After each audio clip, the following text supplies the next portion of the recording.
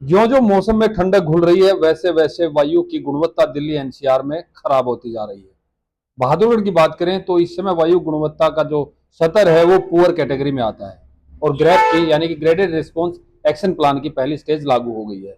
इस वक्त pollution department से हमारे साथ एसडीओ अमित दहिया हैं, उनसे तमाम बातें वो जानेंगे जो ग्रैप से संबंधित है और ये ग्रैप क्या है, ताकि एक आम आदमी भी आसानी से समझ सके। सरल शब्दों में सीधा अमित दहिया जी से बात करते हैं। अमित जी, सबसे पहले तो ये बताइए ये ग्रैप है क्या? देखिए, जो ग्रैप है, ये ग्रैप है ग्रेडेड रिस्पॉन्स एक्शन प्लान। एक हमारा जो हमारी सेंट्रल गवर्नमेंट है, उस सेंट्रल गवर्नमेंट ने एक हमारा कमीशन कॉन्स्टिट्यूट किया हुआ है by introducing a legislation law in our parliament. वो है commission for air quality management. तो हमारे पूरे जो भी एनसीआर का एरिया है, जो हमारे हरियाणा, राजस्थान, यूपी और दिल्ली को कवर करता है, उसमें हमारा ये जो CAQM है वो हमारी नीतियों को और रूल रेगुलेशन को बनाता है और लागू करता है, और उसको फॉलो हम करवाते हैं पॉल्यूशन जो भी corresponding state pollution control board है। तो ये जो ग्रैप है ये सारा का सारा AQI बेस्ड है। AQI बेस्ड मीन्स वायु का जो गुणवत्ता है, गुणवत्ता का सूचकांक है, उस पे बेस्ड है। तो जैसे ही जो दिल्ली की जो वायु गुणवत्ता है, एयर क्वालिटी है, वो 200 से ऊपर जाती है, तो ये जो ग्रैप है ये एक्टिव हो जाता है। पहले क्या होता था, पहले होता था कि जिस दिन हमारा जो एयर क्वालिटी इंडेक्स अगर 200 से ऊपर होगा उस दिन ग्रैप इंप्लीमेंट होता था।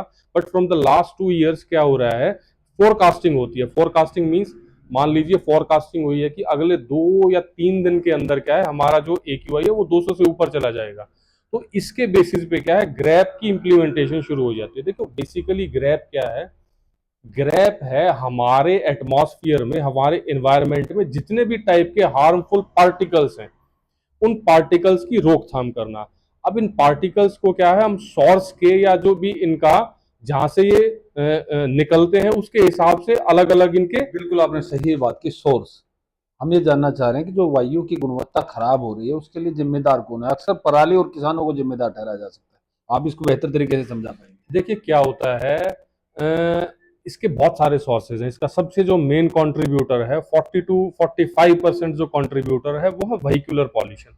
उसके बाद पराली क्या है, इस टाइम पे एक चीज होती है मिक्सिंग हाइट। मिक्सिंग हाइट मतलब कि टेम्परेचर हो जाता है कम, तापमान की कमी के कारण हमारा देखो जो सन से, जो हमारी सूर्य से जो हमारी गर्मी आती है वो गर्म करती है हमारी धरती को, हमारे लिथोस्फियर को। वो गर्म होने के बाद जो उसके कांटेक्ट में एयर आएगी, वो एयर अपने आप हल्की होने के बाद उठती जाएगी, उसकी जगह दूसरी एयर आएगी। लेकिन जब टेम्परेचर कम हो जाता है, तापमान कम हो जाता है, तो ये जो सर्कुलेशन है वो कम हो जाती है। और वो मिक्सिंग हाइट जो गर्मियों में कई किलोमीटर तक होती है, वो 700 800 900 1000 मीटर तक वो सीमित हो जाती है। तो इससे क्या है, हवा की डेंसिटी बढ़ जाती है। और हवा, हाँ, हवा की डेंसिटी बढ़ने से क्या है, इसमें जो वाटर वेपर्स होते हैं या जो भी हमारा पानी, मतलब कि हम इनडायरेक्टली यही बोल सकते हैं, जो मॉइस्चर होता है वो बढ़ जाता है।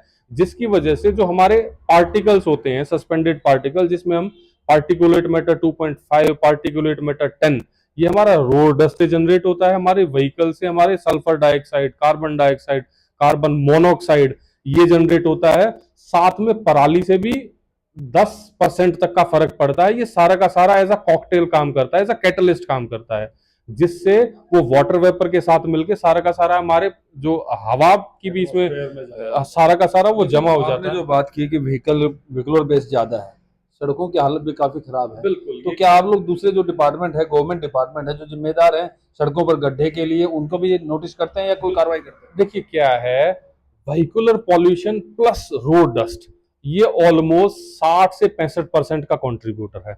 हमारा जो CAQM है उसने AQI बेस्ड जो ग्रैप सिस्टम लागू किया है, उसमें सब डिपार्टमेंट्स के अलग अलग उन्होंने दायित्व उस AQI या उस ग्रैप की स्टेज के बेसिस पे उन्होंने दिए हुए हैं। उसमें क्या है, MC को अपनी ज्यूरिडिक्शन में ये इंश्योर करना है कि जितने भी उनके रोड्स हैं वहां से एयरबॉर्न डस्ट ना हो। वो उस पे या तो एंटी स्मोक गन लगाएं, या हमारे जो वाटर स्प्रिंकलर्स हैं, जो हमारे टैंकर्स हैं, उनके थ्रू जो भी हमारा 24 घंटे में 2 बार 3 बार 1 बार, depending upon the frequency of vehicle जो वहां से गुजरते हैं, वो वहां पे छिड़काव करें, जिससे कि जो हमारा रोड डस्ट है, रोड साइड डस्ट है, वो एयरबॉर्न ना हो। जो गड्ढे हैं वो गड्ढे जो भी कंसर्न डिपार्टमेंट है वो भरेगा, पंचायती राज अपनी ज्यूरिडिक्शन में भरेगा, एमसी अपनी ज्यूरिडिक्शन में भरेगा, पीडब्ल्यूडी अपनी ज्यूरिडिक्शन में भरेगा, एचएसआईडी से अपनी ज्यूरिडिक्शन में भरेगा। लेकिन अगर ये लोग गड्ढे नहीं भरते हैं तो क्या आप लोगों के पास अधिकार है इनके ऊपर? हमारे पास पूरे अधिकार हैं। हमने पीछे भी एनएचएआई पे भी ये जो कंस्ट्रक्शन कर रहे थे बाईपास की, वहां पे भी हमने 25 लाख जो है पिछले साल इन पे एनवायरमेंटल कंपनसेशन या पर्यावरण क्षतिपूर्ति शुल्क है वो इन पे इम्पोज किया था। एचएसआईडीसी पे पिछले 2 साल से हम 25-25 लाख कर रहे हैं। लास्ट ईयर हमने एमसी पे भी 25 लाख का जो हमारा गार्बेज बर्निंग है, garbage burning as well as जो हमारा ये रोड डस्ट है इसके उसमें हमने उन पे इम्पोज किया है। आपने जो कहते हैं कि जुर्माना तो लगा दिया, लेकिन उस जुर्माने के बावजूद भी दूसरे सरकारी डिपार्टमेंट सुधर नहीं पाए हैं। बहादुरगढ़ की बात करें तो सड़कों की हालत आज भी बेहद खस्ता है और काफी डस्ट जो है सड़कों पर वो देखी जाती है। अब बात करें आम आदमी की, आम आदमी के ऊपर क्या पाबंदी है? देखिए, आम आदमी का सबसे पहले तो क्या है, अपने जो व्हीकल्स जिनके पास है वो अपने व्हीकल्स का जो पॉल्यूशन सर्टिफिकेट होता है वो पॉल्यूशन सर्टिफिकेट सिर्फ कागजों के लिए ना बनवाएं, अच्छी तरह से अपने व्हीकल्स की सर्विस करवाएं, क्योंकि व्हीकल्स जो हमारे 2 व्हीलर्स हैं वो 4 व्हीलर्स हैं, दे आर मेजर कंट्रीब्यूटर। दूसरा क्या है, अपने आसपास ये इंश्योर करें कि कोई भी कूड़ा ना जलाए, ठीक। तीसरा क्या है, आपके यहाँ पे जो म्युनिसिपल सॉलिड वेस्ट आता है उस म्युनिसिपल सॉलिड वेस्ट का अच्छी तरह से निस्तारण हो फाइनल जाके, तो उसको अलग अलग अपना व्हीकल्स में, क्योंकि वो क्या है उस निस्तारण की कमी में कहीं इधर उधर वो डंप हो जाता है, उस डंपिंग के बाद उसमें आग लगती है। तीसरा क्या है, सबसे मोस्ट इंपॉर्टेंट क्या है कि अपने आसपास हर एक चीज को साफ रखें, क्योंकि हम क्या है, हम एक ऐसे देश में रहते हैं जो ट्रॉपिकल वेदर है और यहाँ पे गर्मी और जो हमारा सॉइल की टाइप है वो हमेशा एयरबोर्न रहने के चांसेस बहुत ज्यादा हैं। तो हम जरूरी नहीं की सारी चीजें सरकारी डिपार्टमेंट करें। आपके आसपास जो भी आपको लगता है कि आपके घर के आसपास जहां से मिट्टी जनरेट हो रही है, डस्ट जनरेट हो रहा है, वहां आप खुद भी हल्का फुल्का छिड़का कर सकते हैं। जो इंडस्ट्रीज हैं और जो बिल्डर्स हैं उनके ऊपर भी कोई इम्प्लीकेशन? देखिए, बिल्कुल बिल्डर्स के क्या है, हमारा जो CAQM है उसने एक डस्ट पोर्टल बनाया हुआ है। उस डस्ट पोर्टल में क्या है, जितने भी अंडर कंस्ट्रक्शन साइट्स हैं जिनका एरिया 500 स्क्वायर मीटर से ज्यादा है, उन 500 जो 500 से ज्यादा स्क्वायर मीटर वाले जो साइट्स हैं, प्रोजेक्ट प्रोपोनेंट्स हैं, उनको रजिस्टर कराना जरूरी है डस्ट पोर्टल पे। उस डस्ट पोर्टल पे भी यही सारी चीजें हैं जो फ्यूजिटिव एमिशन या डस्ट कंट्रोल की जनरेशन के लिए उनको एंटी स्मोक गन लगानी है, अपना बिल्डिंग मटेरियल ढक के रखना है, अपना डस्ट, ये सब पे लागू है। और ये हमारा पूरा का पूरा हरियाणा में क्या है, हमने पिछले भी बहुत सारे ऐसे अभियान चालू किए थे। अभी भी हम क्या है, हम इनिशियल स्टेज पे हैं। अभी भी हमने बहुत सारा पौधारोपण का एज वेल एज हमने इस जो डस्ट जनरेट होता है PM 2.5 इसकी जनरेशन के लिए ऑलमोस्ट 112 साइट्स है हमारी पूरे जो झज्जर डिस्ट्रिक्ट में है जो इस पे जनरेटेड है। और हॉटस्पॉट्स नहीं, एक 500 मीटर की साइट्स, 500 मीटर से ज्यादा की साइट्स, उनकी हम कंटिन्यूअसली रिमोट मॉनिटरिंग करते हैं। रिमोट मॉनिटरिंग मतलब कि वहां पे कैमरा लगे हुए होते हैं जो कनेक्टेड है हमारे सर्वर से। और जो हॉटस्पॉट जिन पे डस्ट जब से ज्यादा होती है उन हमने क्या है, हमने 29 हॉटस्पॉट्स आइडेंटिफाई किए हैं हमारे पूरे झज्जर डिस्ट्रिक्ट में, जिसमें इंडस्ट्रियल पॉल्यूशन, व्हीक्यूलर पॉल्यूशन और जितने भी टाइप के पॉल्यूशन है उसके कॉरेस्पॉन्डिंग। तो ये सारा सब कुछ क्या है, हम बहुत स्ट्रिक्टली अब की बार मॉनिटर करेंगे। दिस टाइम, लास्ट टाइम भी हमने ऐसे ही किया था। जो भी हमारे को वायलेशन मिलेगी we will act against the violators. अभी जो PM 2.5 की आपने बात करी थी, तो इस वक्त बहादुरगढ़ की अगर बात करें तो आज के दिन बहादुरगढ़ का 246 आंका गया है। तो ये कितना खतरनाक है, और इससे ऊपर अगर जाता है तो क्या ग्रेप की स्टेज चेंज होती है? देखिए क्या है, ग्रैप की स्टेजेस सिर्फ AQI बेस्ड है। 200 से 300 पे एक स्टेज है, उसके बाद 300 से ऊपर क्या है दूसरी स्टेज आ जाएगी, 400 से 450 क्या है थर्ड स्टेज है, उसके बाद अबव 450 क्या है वो सीवियर कैटेगरी में आती है। तो ये क्या है, हमारा जो नॉर्थ इंडिया है, स्टार्टिंग फ्रॉम द जो हमारा इंडस जो प्लेन है, जो हमारा पाकिस्तान का एरिया, पाकिस्तान से लेके कलकत्ता तक, ये हमारा एक लैंडलॉक्ड एरिया है। तो इस टाइम पे यहाँ पे ड्यू टू, एक तो हमारा इसका सबसे मेन रीजन है पॉपुलेशन डेंसिटी। पॉपुलेशन डेंसिटी की वजह से हमारे रिसोर्सेज पे इतना ज्यादा अफेक्ट कर रहा है उसको हम, और ये जो अर्बनाइजेशन है that is an irreversible process. तो ये भी एक मेजर कंट्रीब्यूटर है। तो अभी क्या है, वर्ल्ड बैंक से भी कुछ हजार करोड़ का ग्रांट आया है, और वो ग्रांट क्या है, उसमें एक सोर्स अपॉर्चनमेंट स्टडी है। सोर्स अपॉर्चनमेंट मींस किस सोर्स का कितना कंट्रीब्यूशन है टुवर्ड्स दिस पॉल्यूशन।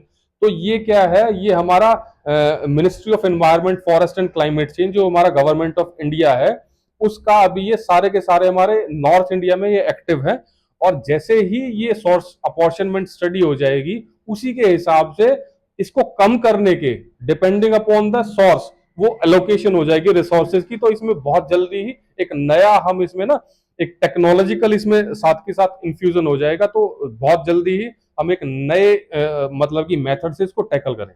आपने बताया कि अभी तो पुअर स्टेज में है, लेकिन सीवियर स्टेज तब आ जाती है जब 400 से ऊपर अगर एक्यूआई जाता है, तो उस वक्त पाबंदियां किस लेवल की हो जाती है? देखिए उस टाइम पे बहुत ही सीवियर बहुत ही मतलब की पाबंदियां होती है कि यहाँ हो सकता है सर? नहीं नहीं अभी कोई नियर महीने 20 दिन में कोई ऐसी संभावना ही नहीं है। पटाखे जलेंगे तब तो पटाखा जलेगा तब भी क्या है एट प्रेजेंट अगर टेम्परेचर डिप होगा क्योंकि वो जो 400 के आसपास होती है वो जब हमारा फॉगी कंडीशन होती है जब सूरज नहीं निकलता है वो उस टाइम पे पॉसिबल है। पाबंदियां लगेंगी? उस टाइम पे जितने भी कंस्ट्रक्शन साइट्स हैं every type of construction will be band. जितने भी हमारे डीजल BS4 व्हीकल्स हैं वो बैन हो जाएंगे। कहीं पे भी मैनुअल स्वीपिंग नहीं होगी, हर जगह मैकेनाइज स्वीपिंग होगी।